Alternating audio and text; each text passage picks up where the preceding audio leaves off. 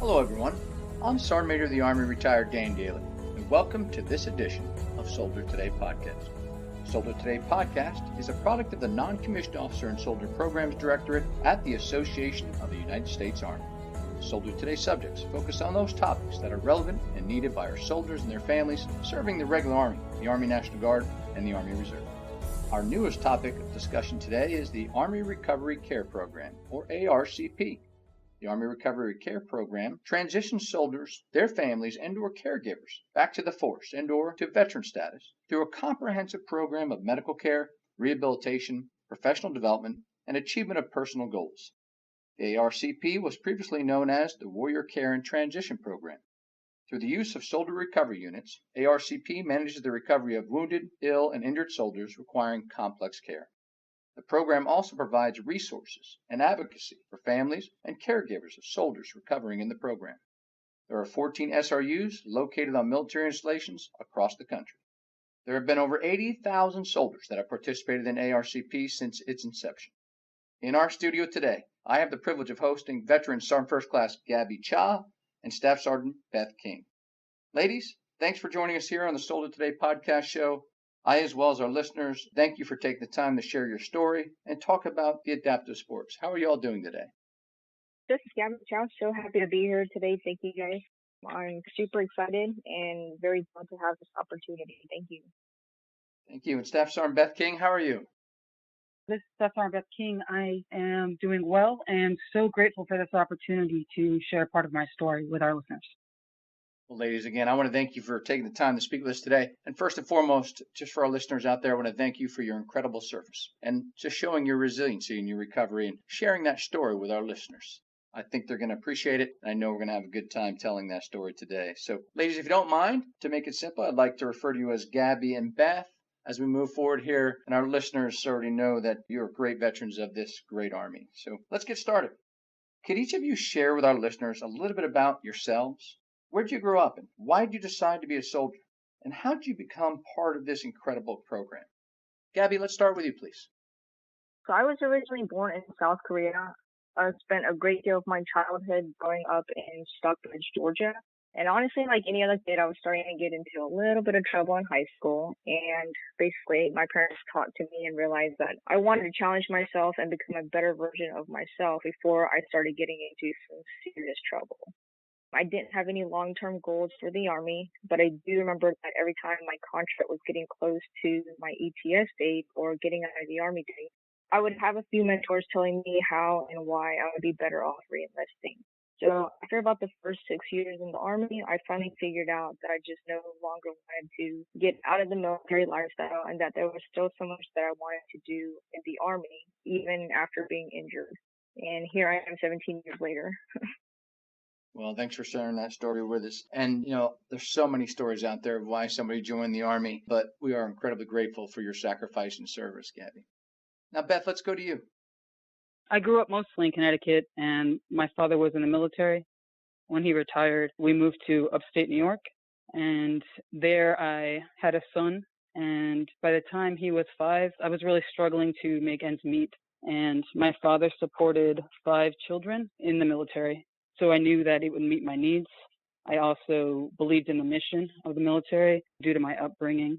So when I needed to find a better way to support my family, the military was an easy transition for me. Well, thanks, Beth, and thanks for sharing your story as well. And again, thanks for your incredible service. And I guess us for Army alumni, we're pretty lucky you didn't follow in Dad's footsteps and join the Navy. So we got you in the United States Army, and I know we were blessed to have you. For both of you, could you share with our listeners how has adaptive sports helped you in your transition and recovery? Beth, I'd like to start with you. Adaptive sports have actually played a huge part in my recovery and transition. When I first got out of the military, I wasn't lucky enough to go through the Army Recovery Care Program. So the transition out was very hard. And I went from being an active duty military member to doing only medical appointments. And that became my life. And it was very dark and a hard place to be. And through exposure to adaptive sports, in the beginning, it got me moving. It helped with my depression. It helped me getting out of the house and focusing on things that I could control. As I improved, it opened my eyes to the fact that I wasn't just a one-dimensional athlete. When I first started, I thought I was just a cyclist. The more I got into sport, the more I realized that I am not limited by my disabilities.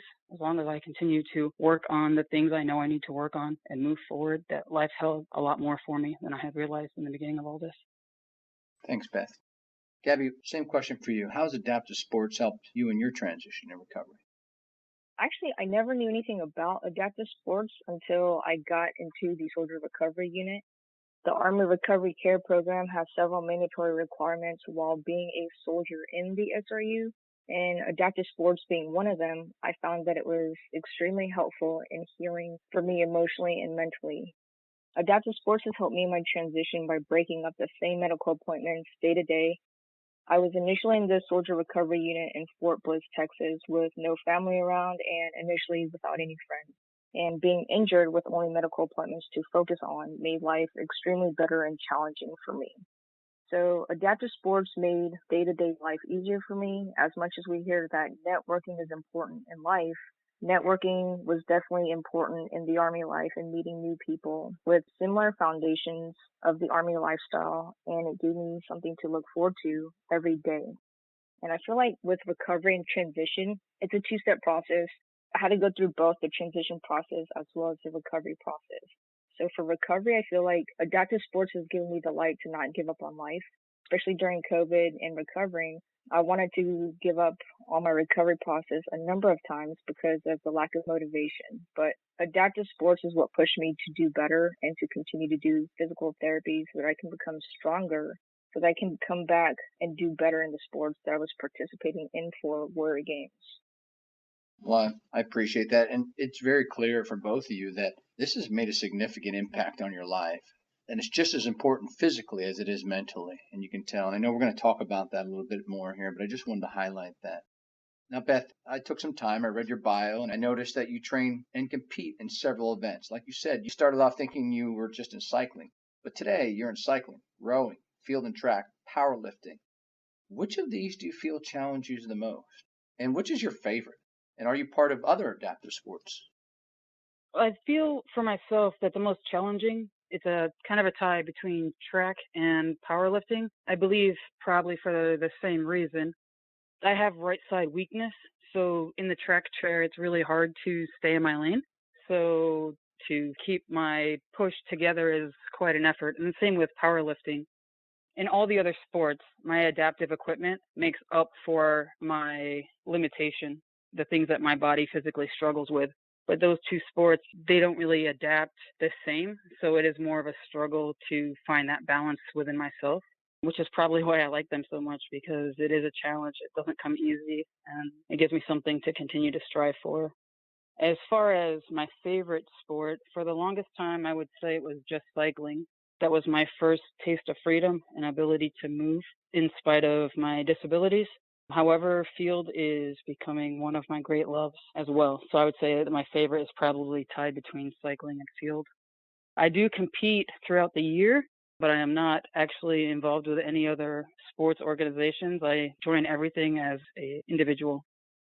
Well, thanks for sharing that, Beth. And like you, after I retired, I suffered the long-term use of my knees and they hurt. And I used to be a huge runner for everybody that used to know me in the Army. And now I've found the same passion and recovery in cycling as you have. And it's amazing when you get on there and you ride. So I could see why that drew you to want to do more as it does for me. Now, what I didn't mention too is Beth is also a wheelchair basketball competitor as well. So, Gabi, let's switch over to you now. Equally as impressive, I've read your bio and that you compete in a whole lot of sports as well: track, field, swimming, hand cycling, powerlifting, and wheelchair basketball. An impressive line of events, just like Beth. Same question. Which of these do you feel challenges you the most, and which is your favorite? I would say cycling is probably my biggest challenge sport, just because before being injured, I was used to getting up and go on an upright cycle just for leisure and recreational use. I've never hand cycled, but due to my limited abilities, I'm now a hand cyclist. Without using my legs, I use just my hands to cycle, which is extremely challenging because I can't just get up and go and cycle.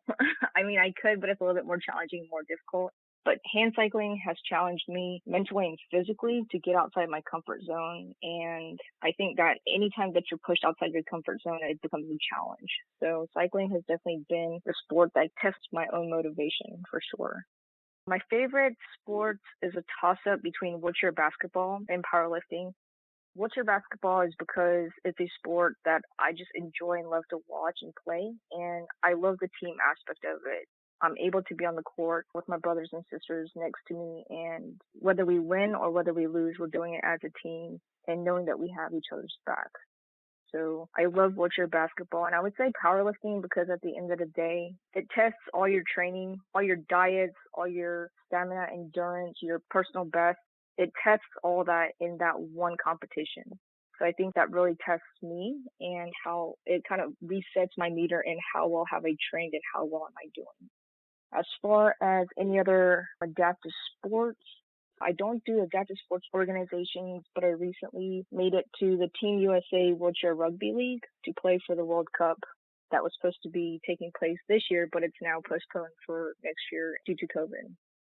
Well, thanks, Gabi. Appreciate that. And just to comment on the wheelchair basketball. So I've had the opportunity to be at several Warrior games, and it is standing room only. For our listeners out there, if you get an opportunity to see one of these events, it's incredible. The passion, the energy, the excitement, and the pace of which wheelchair basketball escalates is incredible. And it's usually, well, just say get there early so you can get a good seat because it is a well-watched sport. And I know it takes a lot of effort for our Wounded Warriors to be able to compete in that sport. Ladies, for both of you, for the last 18 months, there isn't a single person in this country and the world that hasn't been impacted by our pandemic. How has the pandemic impacted your training over the last 18 months? Gabi, let's go right back to you again. I would say with anything that anyone has experienced in life, everyone has complaints, but I would say the biggest thing is creativity. I know that creativity definitely comes to mind, and adapt and overcome is a terminology or a phrase that I've had to learn and really hear quite a lot during my time in the Army Recovery Care Program. And I believe that it is a very strong motto that goes beyond those three words, adapt and overcome. You learn to adapt and overcome the limitations the pandemic has placed on us, and getting creative is top of the line. I never thought in my life that I'd be using my walker to be doing dips or swimming out of the water with 2.5-pound weights in gallons or jugs, or even weights to mimic my strokes for swimming in the water. I would definitely say creativity and adapt and overcome is something that I've had to use just to be able to use the gym, the basketball courts, or even swimming. Well, thanks for sharing that with us. And I've always said that there's opportunity in every situation. One just has to search for it and go after it. Beth, how about you?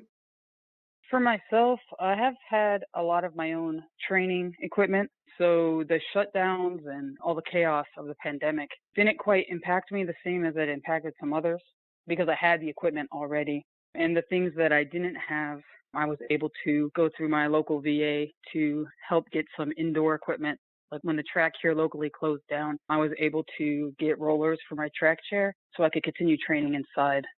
Virtual training programs and things like that really helped out a lot, keeping me moving. I think for me, the hardest part of it all was mentally, all the events closing. The year before COVID, I did one event a month, and that is what I used to keep myself going when my pain was high, and it would just be easier to sit down and not do anything. But at the end of the day, if I did that, I know I would never achieve the goals for which I'm striving. So having small little events along the way helps keep me motivated. Having to persevere without those monthly events has been probably the hardest part of the pandemic for me in my training. Yeah, and thanks for sharing that. It gave, I know, our listeners an impact of the importance of why we do these things. Because, again, for our Wounded Warriors that get out there and work on these things, it's another day of an opportunity to get closer to that recovery. So thanks to both of you for sharing that. Now, ladies, I mentioned earlier, I had the honor and privilege to visit several of the Warrior Games in the past. And for our listeners out there, the esprit de corps, the motivation, the resiliency, and the passion are literally indescribable to someone who hasn't had the opportunity to view or attend a Warrior Games and see our athletes in person. For both of you, how would you describe it to our listeners, and what do you hope to accomplish through this journey? Beth, let's start with you again. First thing that comes to mind is overwhelming. It is a very emotional event to go to. not only knowing the physical struggles I have, but there's always someone there that is more impaired than you, and to see them out there being able to overcome their obstacles. And, a lot of these events I go to outside of the Warrior Games, it really is kind of like an individual, everyone's there for themselves. But at the Warrior Games, at the end of the day, I am happy for whoever wins. Obviously, I want to win. But the truth of the matter is, it's the being there together, knowing that you are with like-minded people who are doing like-minded things. We're all in a struggle, and being able to celebrate the victories with other people who are also struggling along with you it's really touching. Thanks, Beth. Gabi, how about you? I just want to say that I completely agree that it's very indescribable to someone who hasn't had the opportunity to view it in person. Every branch, we have our rivalries. Everybody has friendly competition, so to speak, per branch and per country. Having other countries come out there, travel all the way to the United States to be able to compete with us, like Staff Sergeant King said, like-minded individuals, similar journeys. It's something that's beyond words, beyond video footage and social media. And I think this is a great opportunity for people to light the torch for those who have never seen that torch be lit within themselves or by other people.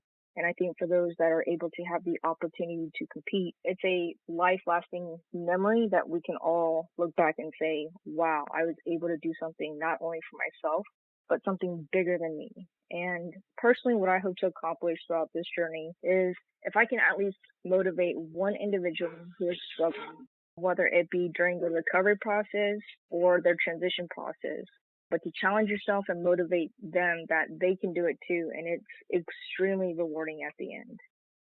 Well, ladies, both of you, I can tell you from a personal experience, I'm not a wounded warrior, but after having gone to the Warrior Games myself, I told myself every day, I got to try harder and I can do more, because our warrior athletes are showing me every single day that they are resilient. They can get up, they can overcome their challenges. And it reinforced me every day that I can do the same thing, even without injuries. But that little bit of motivation, I can tell you, you've touched this soldier, and I know for a fact that you've touched the hearts and minds of many others that have watched you. Ladies, it was a pleasure to have you with us today. And do you have any final thoughts you'd like to provide our listeners? And Beth, let's go right back to you again, please. Yeah, I think mostly final thought I would leave our listeners with is to take advantage of the programs that are there to help you. The Army Recovery Care Program has a lot of programs out there to help you in your recovery and transition. Don't be afraid to reach out for help. Also, our injuries do not define us, nor do they limit us. We just need to continue to push forward, and life will always get better from there. Thanks, Beth. Well said. Gabi, back over to you. I just want to thank everyone for joining in on this podcast and this opportunity to be able to share my story. And I just want to leave with a quote that's someone that I hold very near and dear to my heart. And it's always been one that keeps a light lit within myself. And it's inspired me. Whatever you are going through, don't let pain turn your heart into something ugly. Show everyone that surviving can be beautiful. And it's true. When you go out there and you watch Warrior Games, when a quadriplegic can get in the pool and swim 50 meters, or a double amputee can run 200 meters, these are all things that happens at Warrior Games that people witness and still believe. So go out there and own your journey and make it what you can. Well, ladies, that was incredible advice from both of you that all of us could use, and we'd all be a little bit better if we did. Our time has come to an end to close this edition of Soldier Today podcast. All of us here at the Association of the United States Army want to thank Gabi Cha and Beth King for joining us today, for sharing their story and the power of adapted sports. To find out more about the Warrior Games, you can visit www.dodwarriorgames.com. As Army alums, I can say from all of us across the country, thank you for all our wounded warriors, for what you have done and all that you continue to do for this great nation. Soldier Today podcast is a product of the Non-Commissioned Officer and Soldier Programs Directorate at the Association of the United States Army. We hope you enjoyed today's episode as much as we have, and we welcome your feedback and recommendations for future subjects. Join us next week here in the studio for another great podcast. To all our listeners, thanks for joining us. Be sure to subscribe to the Army Matters podcast on iTunes and everywhere podcasts are found. The Army Matters podcast series is brought to you by the Association of the United States Army, the U.S. Army's professional association, member-supported, Army-connected. Visit us at AUSA.org for more information or to become a member. Your membership helps AUSA continue to carry out its mission to educate, inform, and connect with the total Army. our industry partners, and our supporters of a strong national defense. For questions or to provide topic recommendations, email us at podcast@ausa.org. Have a great Army Day. Hua.